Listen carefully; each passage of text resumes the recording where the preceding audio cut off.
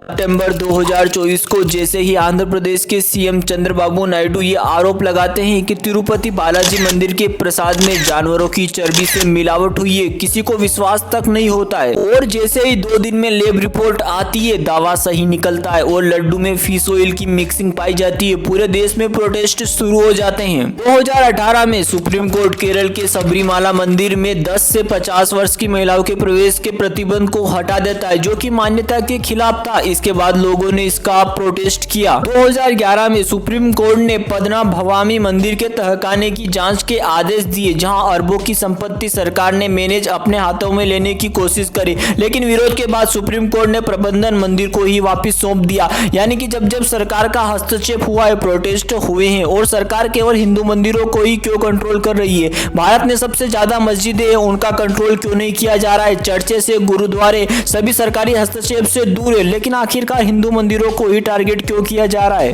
आइए जानते हैं इस पूरे कॉन्सेप्ट की गहराई से। दोस्तों, हमारे देश में मंदिर निर्माण करने की परंपरा हजारों साल पुरानी है। आज से करीब 2500 साल पहले मौर्य काल से लेकर मुगल काल तक शासक सोने, जमीन, जवाहरात को मंदिर बनाने के लिए दान किया करते थे। भारत में मंदिर केवल धर्म तक ही सीमित नहीं है, बल्कि ये हमारी संस्कृति, समाज की हजारों सालों से नींव रही है। इन मंदिर को हमेशा से ही पुजारी, पुरोहित द्वारा देखरेख की जाती है। ये मंदिर पूजा अनुष्ठान के अलावा किसी भी बाहरी शासक के अधिकार से स्वतंत्र रहा करते थे। उज्जैन, वाराणसी, मदुरई में उपस्थित मंदिर उसी काल से आज तक विद्यमान है। हर मंदिर की अपनी दान कमेटी हुआ करती थी, जिसका प्रयोग मंदिर के आसपास के क्षेत्र को विकसित करने में किया जाता था, जैसे सराय, गौशाला, पाठशाला, गुरुकुल, अन्न क्षेत्र और गरीबों के लिए भोजन जैसी चीजों का इस्तेमाल भी किया जाता था। कई बार IIM और IIT के प्रोफेसर भी बात कर चुके हैं कि ये फैक्ट हमारे पहले भी संगठित, सुचारू और सिस्टमेटिक वे में मैनेज होते आ रहे हैं।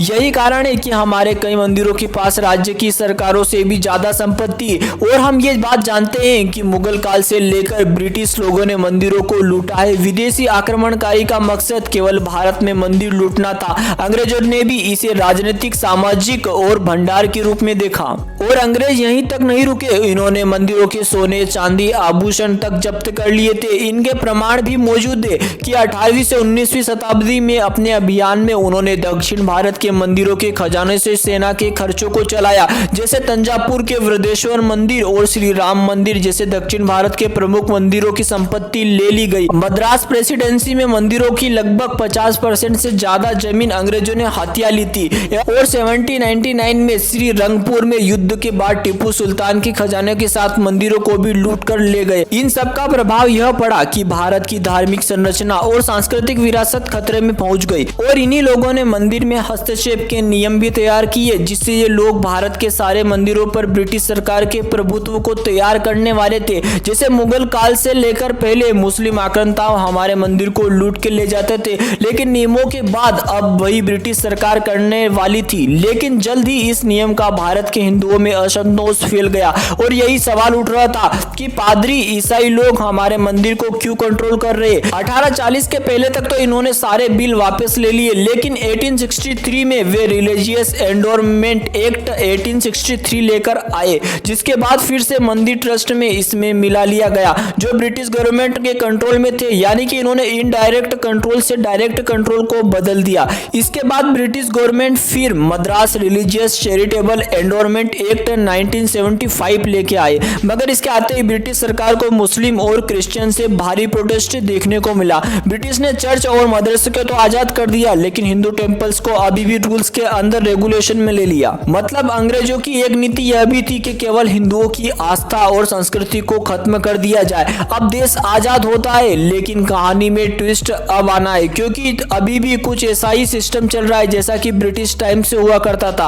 अब थोड़ा आप चौंक जाएंगे कि पहला केस 1951 में Madras Hindu religious and charitable endowment act 1951 आने के बाद पता चला। हालांकि इस लॉ के जल्द ही कोर्ट में चैलेंज किया गया और जवाब में 1959 में भी लॉ को अमेंडमेंट करते हुए नेहरू सरकार ने हिंदू एक्ट बनाया। फिर RSS ने इसका विरोध किया और इसे देश का मुद्दा बनाया और मुहिम छेड़ दी। 1959 में एक रेजोल्यूशन पास किया गया, जिसमें काशी विश्वनाथ परिषद एवं अखिल भारतीय हिंदू परिषद और RSS ने मिलकर यूपी के गवर्नमेंट में ये अपील करी कि वे हिंदू मंदिरों को डायरेक्टली या इनडायरेक्टली कंट्रोल कर करना बंद कर दे। और इसके बाद में विश्व हिंदू परिषद इस मामले में लगातार आवाज उठा रही है। हाल ही में 2021 में विश्व हिंदू परिषद ने एक प्रस्ताव भी पारित किया जिसमें सेंट्रल गवर्नमेंट से अपील करी गई कि जो भी सरकारें आएगी या ऐसा नियम बना दिया जाए कि सारे मंदिर सरकार के कंट्रोल से बाहर हो जाए। वहीं बीजेपी सरकार ने भी इसे सपोर्ट कर रही है। वहीं एक सभा के दौरान प्रधानमंत्री मोदी ने भी इस तमिलनाडु में इस मुद्दे को उठाया है कि तमिलनाडु सरकार एम.के. स्टालिन मंदिरों और संस्कृति का अतिक्रमण कर रही है, जिसके बाद कई राजनीतिक प्रतिक्रियाएं भी सामने आई थी। वहीं दिसंबर 2019 में बीजेपी लीडर त्रिवेंद्र सिंह रावत ने उत्तराखंड गवर्नमेंट को दिसंबर 2019 में उत्तराखंड में चार धाम देवस्थानम मैनेजमेंट एक्ट पास करके इस बोर्ड के जरिए चार धाम मंदिर और 49 हिंदू मंदिरों को मैनेज करने का विचार किया था, लेकिन पुजारियों को विरोध के बाद इसे भी वेनिश कर दिया गया। लेकिन दोस्तों सवाल ये उठता है कि आखिर गवर्नमेंट मंदिरों पर कंट्रोल क्यों करना चाहती है? सबसे पहले तो इतिहास का सस्पेंस, क्योंकि ब्रिटिश के बाद में ऐसी कोई व्यापक कमेटी या संशोधन या विचार विमर्श हुआ ही नहीं है कि व्यवस्था को बदला जाए। यानी 2000 साल पहले जब ब्रिटिश भारत में आए थे तब उन्होंने सिर्फ देश को ही नहीं हमारे धार्मिक और सांस्कृतिक धरोहर को भी तोड़ने का प्रयास किया था। उस समय मंदिर सिर्फ पूजा का स्थान नहीं थे बल्कि समाज के लिए स्कूल, धर्मशालाएं और अस्पताल चलाते थे। वहीं इसका उदाहरण हमें मिलता है तंजावुर के वृद्धेश्वर मंदिर और श्रीरंगम मंदिर जैसे बड़े बड़े मंदिर के खजानों को ब्रिटिश ने लूटा भी। वहीं दूसरा तर्क ये दिया जाता है कि भ्रष्टाचार और संपत्ति की सुरक्षा करी जाएगी सरकार के द्वारा। आजादी के बाद सरकार का कहना था कि मंदिरों की संपत्ति का दुरुपयोग हो रहा है। कई जगह मंदिरों की जमीन और आय पुजारी या ट्रस्टी अपने निजी लाभ के लिए इस्तेमाल कर रहे हैं। जैसे कि तमिलनाडु में 2022 के केस में पता चला कि कई मंदिर ट्रस्टियों ने करोड़ों की मंदिर भूमि की गलत तरीके से बेच दिया गया है। महाराष्ट्र के शिरडी साईं बाबा मंदिर में भी दान के गबन की खबर आई थी। वहीं एक तर्क ये भी दिया जाता है कि इससे सोशल इक्वेलिटी भी बैलेंस रहती है। ब्रिटिश शासन के दौरान आजादी के बाद कई मंदिरों में महिलाओं और निम्न जाति के लोगों का प्रवेश नहीं दिया जाता था। इसे खत्म करने के लिए सरकार ने हस्तक्षेप किया। जैसे केरल के प्रसिद्ध सबरीमाला मंदिर विवाद 2018 में सुप्रीम कोर्ट ने महिलाओं के प्रवेश का रास्ता साफ किया, लेकिन इस फैसले के बाद काफी विरोध किया गया क्योंकि ये रिलीजियस सेंटिमेंट को हर्ट करता है। तमिलनाडु मंदिर में प्रवेश आंदोलन के तहत दलितों को मंदिर में प्रवेश दिलाने के लिए सरकारी संरक्षण दिया गया।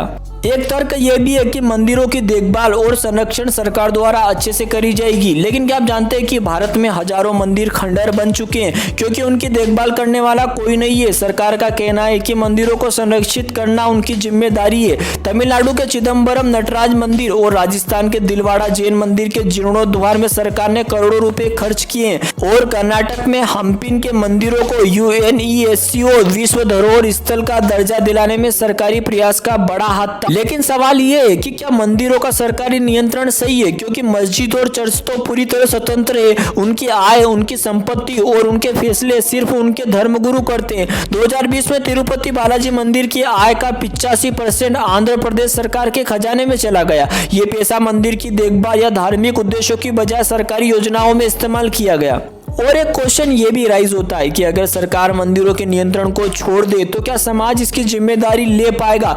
उत्तर प्रदेश के कई गांवों में ऐसे छोटे मंदिर है जहां सरकार का हस्तक्षेप नहीं है, लेकिन लोग वहां मंदिरों की देखभाल भी नहीं कर पाते। नतीजा भगवान की मूर्तियां टूटी पड़ी हुई है, परिसर में गंदगी फैली रहती है। कमेंट करके आप अपनी राय जरूर बताइए, क्योंकि एक तरफ तो हम देखते हैं कि मंदिर सरकार के कंट्रोल में है, मस्जिद, चर्च, गुरुद्वारे सरकार के कंट्रोल से बाहर है, यानी उनकी संपत्ति पर सरकार का कोई भी डायरेक्ट या इनडायरेक्ट नियंत्रण नहीं है। तो क्या हिंदुओं को ये अलाउ करना चाहिए? कमेंट सेक्शन में अपनी कीमती राय जरूर बताएं। मिलते हैं किसी नए वीडियो में, तब तक के लिए जय हिंद, जय भारत। वीडियो को लाइक और चैनल को सब्सक्राइब जरूर करें।